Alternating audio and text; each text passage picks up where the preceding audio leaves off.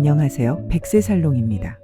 오늘 영상에서는 요즘 흡연자가 줄고 있는데 폐암은 왜 이렇게 는다고 할까? 이 질문에 대한 답을 차분히 풀어드리려고 해요. 끝까지 들어보시면 비흡연자인 우리가 어떤 위험을 특히 조심해야 하는지, 그리고 지금 당장 할 수 있는 작은 실천이 무엇인지 감이 잡히실 거예요. 먼저 이런 말 많이들 하시죠. 나는 술도 조금, 담배도 안 피우는데 폐암은 나랑 상관없겠지. 예전 같으면 어느 정도 맞는 말이었을지 모르지만 지금은 이야기가 조금 달라졌습니다. 전 세계 폐암 환자 중 10에서 20% 정도는 아예 담배를 피워본 적이 없는 비흡연자예요. 특히 아시아 여성, 그리고 30대, 40대 비교적 젊은 층의 비흡연자 폐암이 눈에 띄게 늘었다는 보고들도 있고요. 의사 선생님들이 말하는 건 한 가지입니다. 담배만 끊는다고 해서 폐암 걱정이 완전히 끝나는 시대는 아니다. 이제는 숨 쉬는 공기 자체를 함께 이야기해야 하는 시대가 온 거죠. 폐암도 종류가 있어요. 예전에는 주로 편평세포암이라고 기관지 안쪽 점막에서 생기는 형태가 많았어요. 주로 오래 담배를 피운 분들에게서 많이 발견됐죠. 그런데 요즘 점점 늘고 있는 건 선암이라는 폐암입니다. 점액이나 호르몬을 분비하는 선샘 세포에서 생기는 암인데요. 비흡연자, 특히 여성, 아시아인에게서 많이 보인다고 알려져 있어요. 선암은 진행이 비교적 느린 편이지만 문제는 발견될 때가 이미 3기, 4기인 경우가 많다는 점이에요. 증상이 뚜렷하지 않다가 뒤늦게 발견되는 경우가 적지 않은 거죠. 그럼 도대체 왜 비흡연자에게 폐암이 늘고 있을까? 여기서 중요한 단서가 하나 등장해요. 바로 대기오염, 특히 초미세먼지입니다. 연구들을 보면 비흡연자 폐암 환자 중에서 폐암과 관련된 특정 유전자 돌연변이, 예를 들어 이지세 돌연변이가 자주 발견된다고 해요. 조금 쉽게 풀어서 말씀드리면 이래요.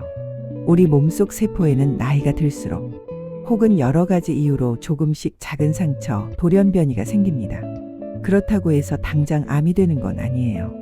그냥 잠들어 있는 위험 씨앗 정도라고 생각하시면 돼요. 그런데 여기에 초미세먼지 같은 대기오염 물질이 계속 들어오면 폐 속에서 면역세포들이 바쁘게 움직이기 시작합니다. 특히 대식세포라는 청소부 같은 면역세포가 미세먼지를 처리하느라 각종 염증 물질, 사이토카인이라는 신호를 왕창 뿜어내요. 이 염증 신호들이 문제예요. 원래는 우리를 보호하려고 나오는 신호인데 이미 돌연변이를 가지고 조용히 있던 세포까지 야, 너도 같이 자라 하고 깨워버리는 거죠. 그렇게 해서 잠자고 있던 돌연변이 세포들이 깨어나 본격적으로 증식하기 시작하면 그게 바로 폐암이 되는 겁니다. 그러니까 요약하면 대기오염이 직접 유전자를 망가뜨리기만 해서가 아니라 이미 몸 안에 잠복해 있던 위험 세포들을 깨워서 암이 자라게 만드는 역할을 한다. 이게 요즘 연구들이 말하는 불편한 진실이에요. 여기까지 들으시면 마음 한쪽이 조금 불안하실 수도 있어요. 그럼 우리는 어떻게 하라는 거야? 공기 안 마시고 살 수도 없는데. 맞아요. 완벽하게 피하는 건 불가능합니다. 하지만 위험을 낮추는 습관은 분명히 우리가 선택할 수 있어요. 몇 가지 현실적인 방법을 정리해 볼게요. 먼저 미세먼지 농도가 높은 날에는 야외 활동 시간을 줄이고 꼭 마스크를 쓰는 것. 이건 이제 선택이 아니라 건강을 위한 필수 습관이라고 보셨으면 좋겠어요.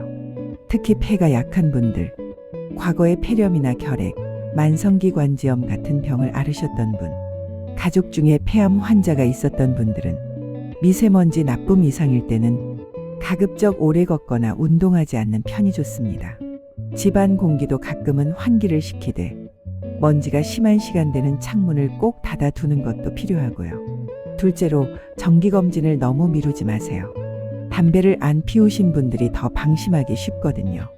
마른 기침이 오래 간다든지, 숨이 찬 느낌이 점점 심해진다든지, 가슴이 답답하거나 체력이 눈에 띄게 떨어진 느낌이 계속된다면 나이 들어서 그렇겠지 하고 넘기지 마시고 꼭 한 번은 병원에서 폐 사진이나 CT 검사를 여쭤보셨으면 좋겠어요.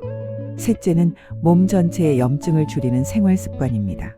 담배를 피우지 않는 건 기본이고 짠 음식, 탄 음식, 가공육을 조금씩 줄이고 채소, 과일, 통곡물 비중을 늘려서 몸이 스스로 회복할 힘을 갖게 해주는 게 중요해요.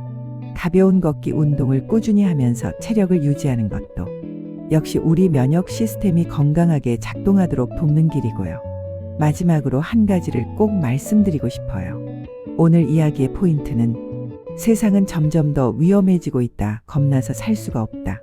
가 아니고요. 오히려 나는 담배도 안 피우는데라고 안심하지 말고 내 폐도 내 몸도 내가 조금 더 챙겨줘야 한다.